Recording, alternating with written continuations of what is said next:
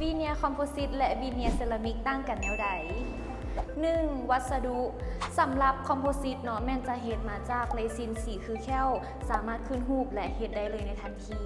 ส่วนเซรามิกจะเฮ็ดมาจากวัสดุพอร์ซิเลนซึ่งจะมีความแข็งแรงและเบิ่งเป็นธรรมชาติกว่า 2. ความแตกต่างทางด้านความงามคอมโพสิตจะมีสีที่อาจจะบ่โปร่งแสงคือแค้วธรรมชาติและอาจเปลี่ยนสีเมื่อเวลาผ่านไปส่วนเซรามิกจะมีความโปร่งแสงเงางามคือแค้วแท้และสีจะบ่เปลี่ยนง่าย 3. อายุการใช้งานคอมโพสิตจะมีอายุการใช้งาน 5-10 ปี ส่วนเซรามิกจะมีอายุการใช้งานโดนกว่าซึ่งอยู่ในระยะเวลา 10-15 ปี